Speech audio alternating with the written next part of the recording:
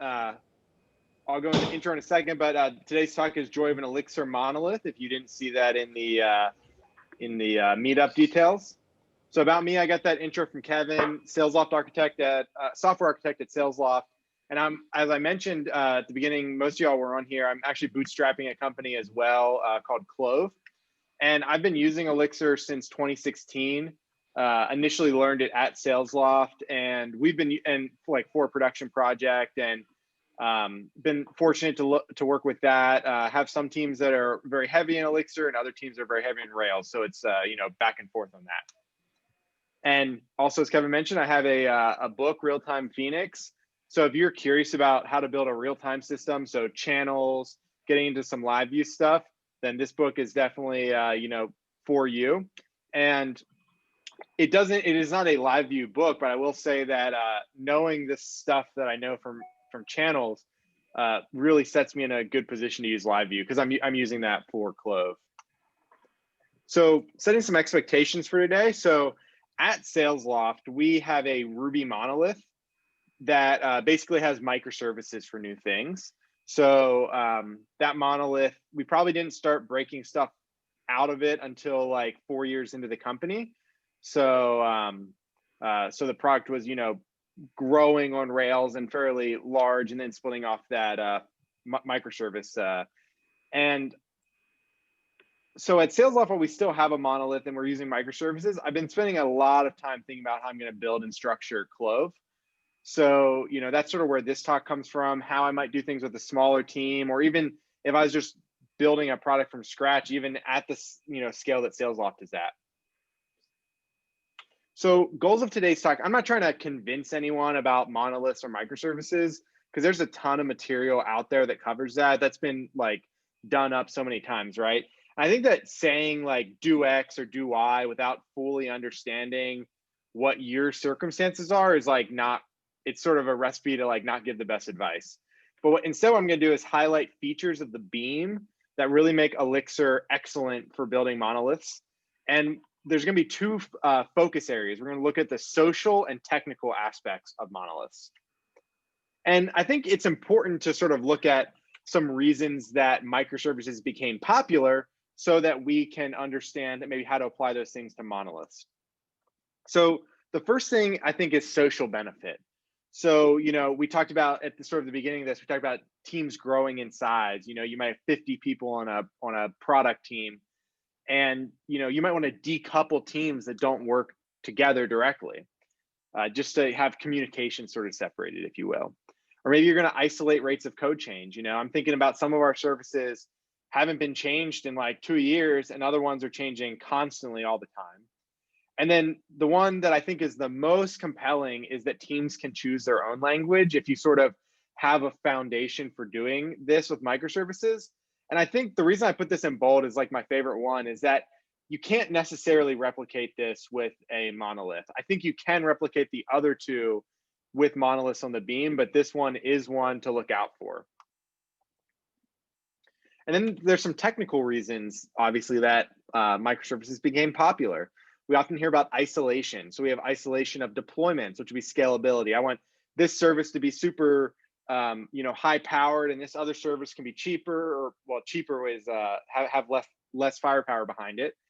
And maybe I'm going to have isolation of faults, right? I have this service that is brand new in production and might have a lot of errors, and I don't want that necessarily interfering with this, the rest of the service and the rest of the stack.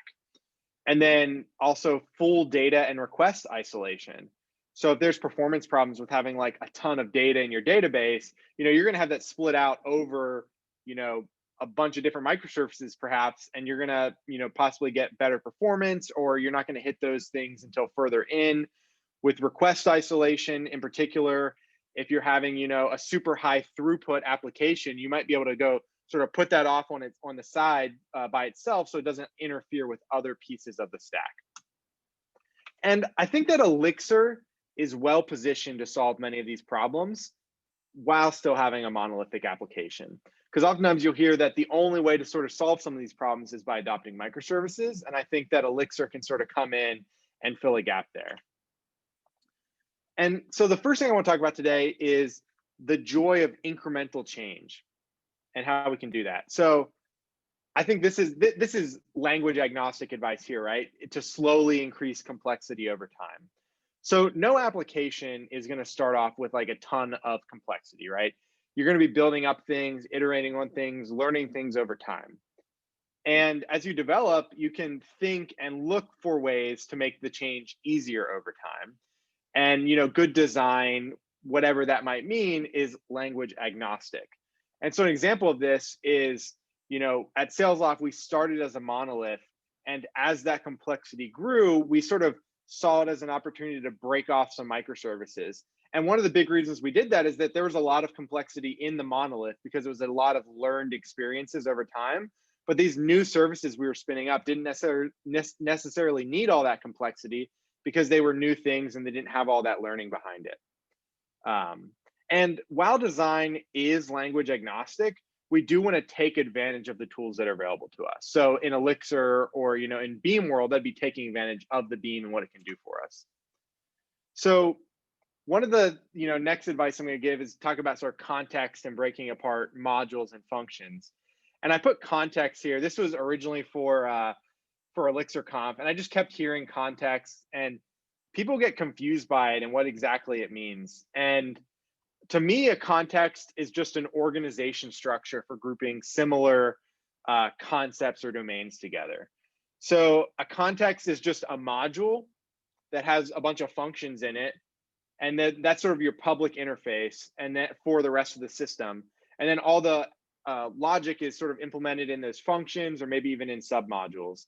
And this is going to encourage a separation of concepts in your app, right?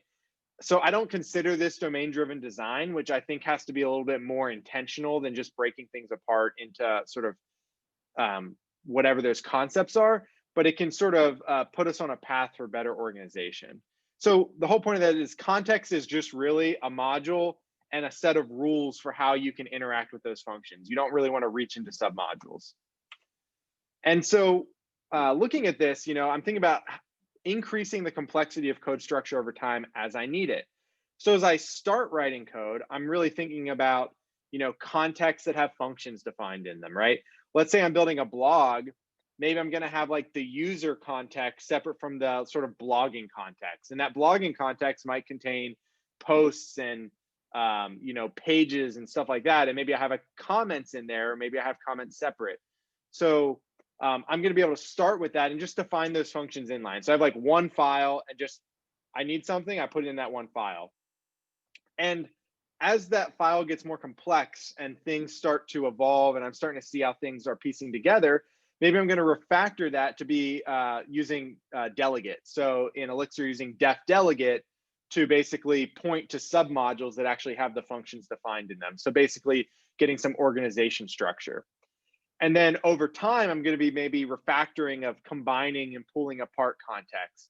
Maybe I start with the comments inside of the blogging context, but over time, that commenting system becomes very complex and warrants being pulled out and extracted into its own context. And then maybe I'm going to have enough complexity that I want to extract applications underneath an umbrella. So, this is an example of, you want to start simple, right? But so I wouldn't jump into a new project and go, I'm going to go straight to umbrellas, because that's a fairly high complexity solution. And so with Elixir, and mainly because of functional oriented programming, I think doing this evolution of your system and of your organization could be a lot simpler, because you don't have, module hierarchies that are object hierarchies that you're trying to reason about, which coming from the Ruby world can be difficult to break apart. And so starting with those top level contexts is going to provide some immediate social benefits to an app, because people are going to sort of know where to look based on the subject matter that they're working with. And one of the things I see people really get hung up on is like, how do I know where to put this code? What if I get the context wrong? And the answer is it really doesn't matter, because you can always adjust and move that around, right? It's just a way that your functions are defined. You can go and take that context and put it underneath another context, or change the name and put something else into it. You can do all of that and grow over time. And also, don't worry about occasionally breaking the rules, right? one of the things I have to do sometimes is preload an association that reaches across a context boundary. And to me, that's completely okay. And I'm willing to break that rule. So, that's one of the other things I see people get hung up on a lot. And I mentioned umbrella projects. They sort of have a mixed reception. I don't personally use them. I'd be maybe on that mixed reception side, but I know that they exist and I sort of know when to use them and that I can grow into them if I need to. And so this is an awesome tool to have at our disposal. It is like forcing your code to be separate, and so that it can run on its own from other pieces, which provides a fairly large social benefit, because I know that I can work on this application inside of this umbrella without worrying about necessarily other things. There's still integration pieces. That's always a problem. Even for microservices, you're gonna have integration. So umbrellas can sort of provide this social benefit to the team as it grows. So the next thing I want to talk about is the joy of a compiled language, which if you've used Elixir before, you'll know it's a compiled language. And we can take advantage of Elixir's compiler to actually help enforce social needs. So we can take this very technical solution and use it to solve social problems. So an example of that is, or a how we might do that is with compiler tracing. So this is actually a way to actually execute functions during the compilation process. And so this can be used to provide validation or enforcement as an application grows. And working in our Ruby monolith in particular, I can't stress enough how important having tools like this is.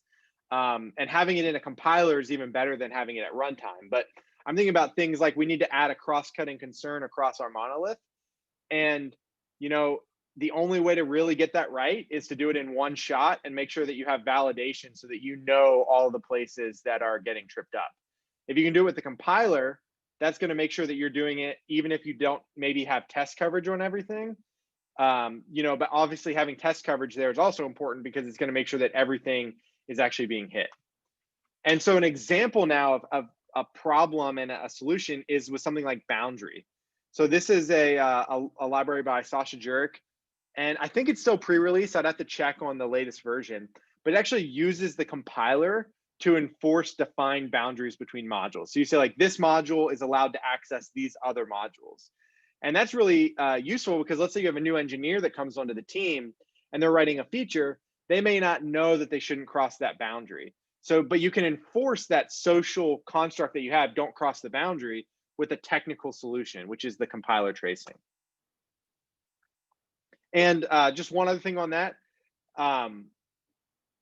if your application has grown large enough where you need that solution, like you're like, I need to do boundary protection in my code base, and the only option you really have is maybe to look at microservices, then that's when something like this is really appealing because you can sort of get those advantages without just jumping right into microservices.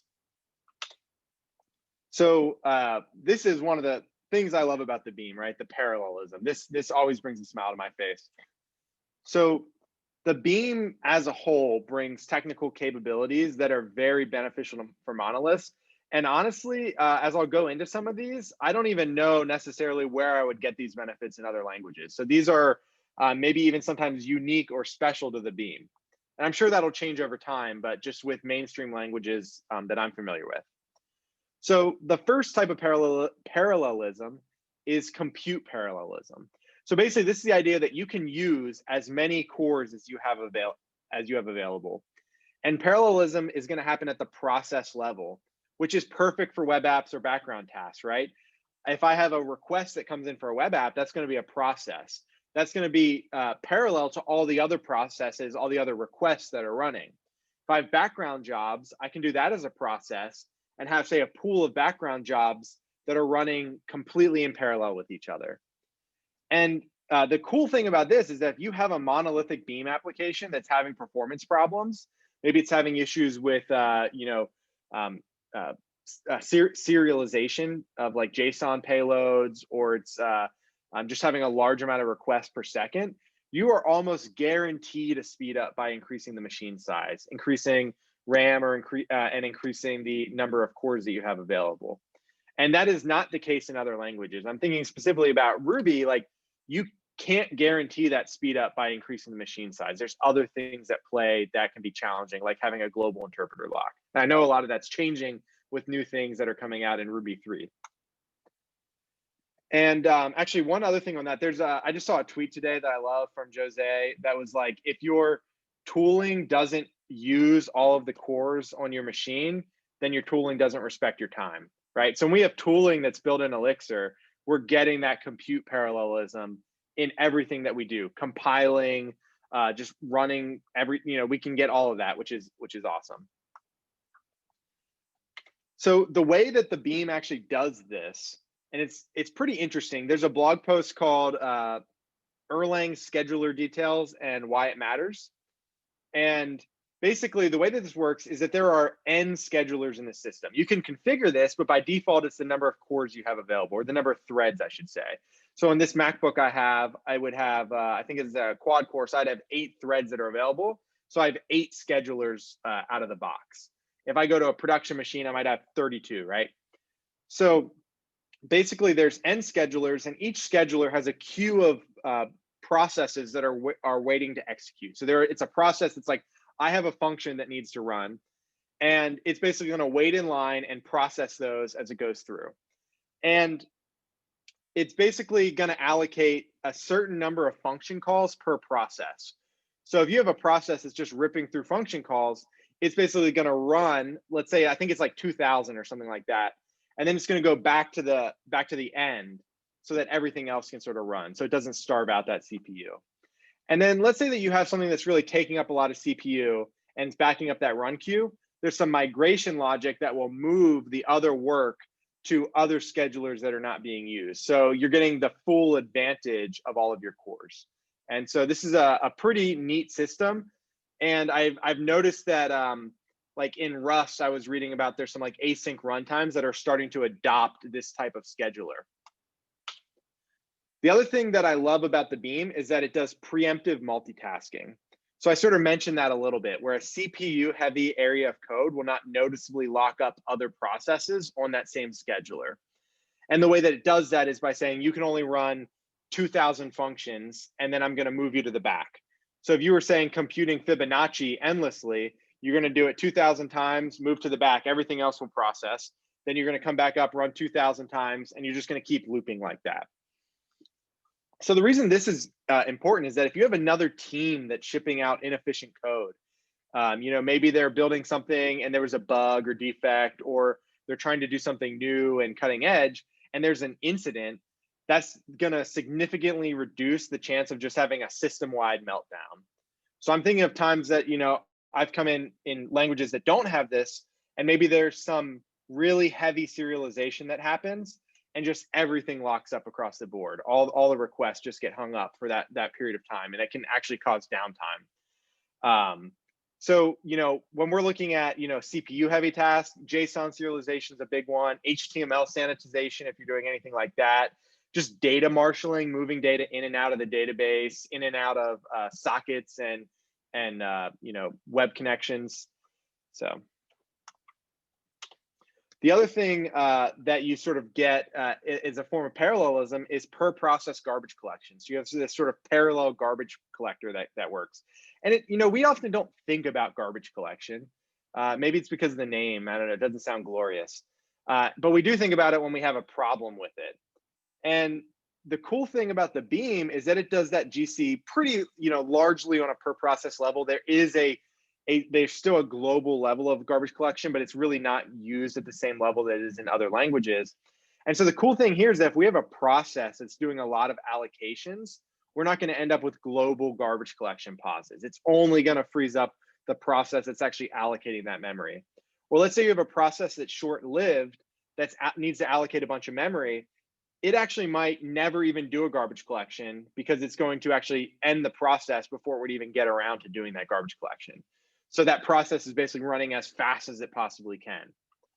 And this is sort of also, a little bit with like preemption and what it can do there, where, if the garbage collection is running, I'd have to look at exactly how preemption works, but basically you're not going to like lock up your system with a garbage collection. It's a very short amount of time. And looking again at parallelism, it's important to talk about the actor model, which lets us compose our application of many sub applications very, very easily.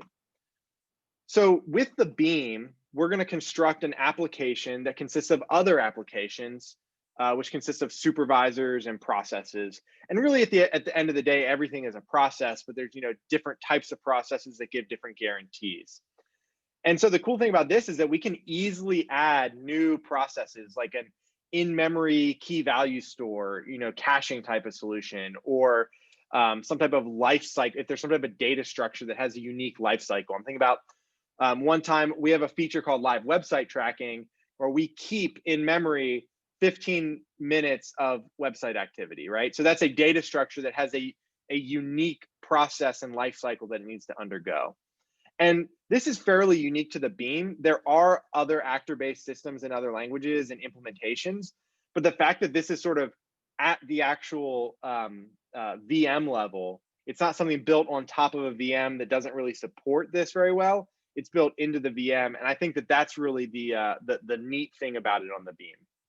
And the biggest thing that this is going to give us is fault isolation, right? So if we're having a process that crashes, we can control what else is going to go down with it, right? Let's say I had that data structure and some really important process came down. I might say, all right, take down all the other processes that are related to it and bring everything back up in a healthy state. Or I might say, actually, I can bring that one process back up without interfering with anything else. We can control that at a very, very granular level on the Beam. So let's say that team A owns a really performance critical cache. So this is a thing that's like, if this goes down, the system is going to become a lot slower for everyone else, right? And let's say that team B owns the channel API. And let's say that team A is delivering an update to the cache that starts frequently crashing. Or maybe it's better to say team B does it because we don't want team A's to crash. But let's say it's team A that goes down. So then the question is, what happens in that, right? And the nice thing is that on the Beam, we can decide what happens, right? We can say, well, team A had this really important cache, and I don't want to serve channels if that cache is not alive. So I'm going to take down that process as well and prevent it from connecting. Or I could build it and say, you know what? I don't want them to interfere with each other. So the cache goes down and channels still just going to keep serving traffic as it goes. And so this choice that we have is really important as we grow our monolith, because one of the things that can be really hard is, growing that monolith, and every choice you want to make is sort of made for you. And you sort of find yourself in a system that was sort of built by maybe the community's, best practices rather than the way that you want to build it. So I'm thinking about our Rails app, Rails Sidekick, it's the combo that really drives a lot of businesses, but is it necessarily the way that we want to drive our processes? Maybe not necessarily. Maybe we do it because it's convenient. And, looking at the actor system, process naming is also a very important part of this. So this is sort of analogous to maybe referencing a named microservice. So let's say I had a comment microservice. Maybe I could build a process that's actually called comments API or something like that, right? And I can actually reference that process via its name. And so I sort of get this service discovery built into the Beam as well. And I can actually do that across the cluster as well. I can say, give me the comment process on this other machine, or give me the comment process on all of the various machines, because I need to tell them a really important message. And we could build our internal APIs like behind process calls. Like that's getting very analogous to microservices, but really not recommended because you're going to be like bottlenecking yourself unnecessarily. But, again, we have choices. We could do that if we wanted to, which is, having choice is very powerful. So let's look at next, continuous improvement. So I was just thinking about, monoliths and microservices, and just hit me like, if I deliver a monolith at scale, is that going to require a more rigorous development practices than if maybe I'm shipping microservices? And I think that the answer is yes. Looking at at the constructs of a single repo, like how we write code, I'm thinking about things like test suite duration, right? One of the big, hits people say about monoliths is, well, I have all these tests and they take so long to run because maybe the tests weren't written so well.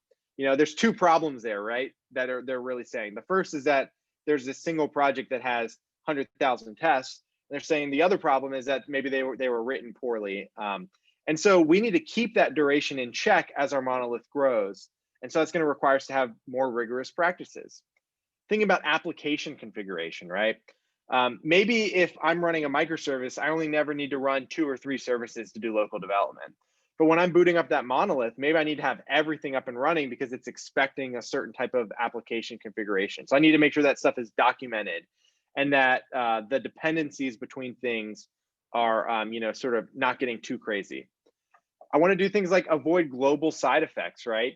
That's just sort of a good practice, but when all of your code is in the same global VM, like that's really important to make sure that you're avoiding global side effects. And I must have good code organization if I'm shipping a large monolith, because I might have that monolith, built and people are using it, but they just can't work with it because it's so disorganized and they're struggling with that. So I'm going to have good code organization as it grows, which might mean something as simple as making sure that my contexts are defined well, or could mean something and maybe having multiple layers of context, or maybe it could be that I need to actually move into an umbrella application. And I think it's important to, finish a talk with talking about some trade-offs, because, you often hear about this is great, but maybe not the things that are not so great about it. And there are some, warts there that can be a little bit painful for building a large monolith.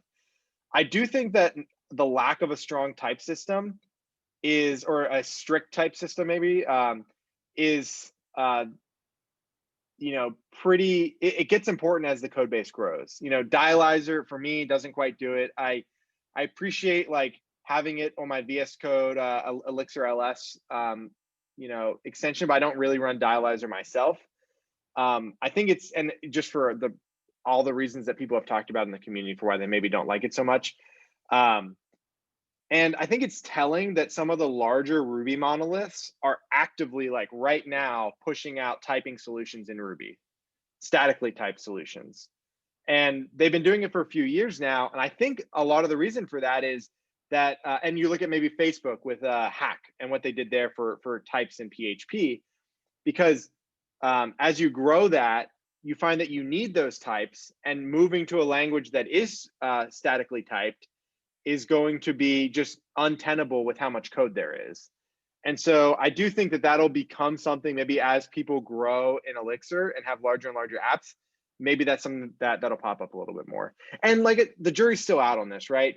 There's opinions both ways. Some people will say, I will not build a large application without a static type system. And others say that those people are crazy and that you don't need that, right? So, there's both of those thoughts in the community and in the broader community as well. And to me, this is the most important trade-off of just going monolith, like full-on monolith, is that there is a huge social benefit to being able to try out a new language. Just, you have that senior engineer that maybe wants to do something else or feeling like a little bit bored, and you just don't have anything to offer them because everything's in the same language, and they really want to experiment with something else. But if you have microservices, you can say, hey, we're going to add this new service and we want you to try out this other language to see, what you learn about it and if we want to adopt it more widely. And I think that's, the number one social benefit to microservices. And you can still, build a monolith core like we do at SalesLoft, honestly, and have a monolith core in Elixir or some other language and build your microservices in other languages. You could have, a Ruby app and that's monolith, and you're like, how are we going to turn this into Elixir? Some people might say, well, you need to have microservices and go Elixir as microservices, but maybe you just spin up another Elixir monolith and you have a Ruby monolith and Elixir monolith, right? You have options for what you might do there. And so that experimentation is possible, but it does take a lot more work than if you already have the foundation in place, because there is a lot of foundation to doing the microservices stuff, like how do I do auth and operational stuff and, observability. And no matter what we pick, large apps are going to be hard, right? Like if we go with the best foundation for microservices or a monolith, it's still hard. And there's going to be lots of challenges that you'll hit if you're doing one or the other and say, this would have been way easier with microservices. or you'll be doing microservices and say the same thing about monoliths, right? I've been in both camps, you know, sort of a love-hate relationship sometimes with microservices, but then there's other times where I'm just, this is, you know, really hits home for a particular problem. So there's not a silver bullet, and it can work well in either case. So wrapping up here, favor pragmatism wherever possible, right? Keep a path open to future change and don't sweat all the small things, right? Get started with something, feel your way around it, learn about it. And that includes like Elixir and your own application. How do I want to structure things? What's sort of the domain of my problem? You know, you can figure that stuff out and grow over time. But you should be using a foundation where you're not just going to hit a brick wall one day, where you wake up and say, I want to do this thing, but it's just not possible. And I think the Beam really provides a foundation that just avoids brick walls. It feels like, you know, I haven't really had that moment yet where I just hit a wall and say, there's no way I can get past this. And I have hit that, you know, with other languages and VMs in the past. Elixir and the Beam give us a foundation for building. Oh yeah, I'm sorry. I thought I had multiple things here. This is just one statement. Elixir and the Beam give us a foundation for building a successful monolith. It's still up to us what we do with it, and we have to make the best of it. But really, this foundation is just a powerhouse for building monolith applications. So I'm really excited to see what people do with it in the future. So thank you to everyone. You probably saw if you look on the meetup, I think my Twitter handle's on there, Yoda, 4 O's, 4 A's. The Real-Time Phoenix book, you can use the code devtalk.com. That is the code. That'll give you 35% off. And I mean, Black Friday's coming up here, which I think they go to 40% off for that. So at least they did last year. So that's always good. I haven't written in a minute on my blog, mainly because I'm just doing a lot with Clove and learning a lot with that. But I have a ton of posts on there that are still really relevant for Elixir at stephenbussey.com. So I'm happy to, Oliver, I'll pass it back to you and Kevin. I'm happy to, if there's any discussion, questions people have, whatever y'all want to do. Yeah, thank you very much.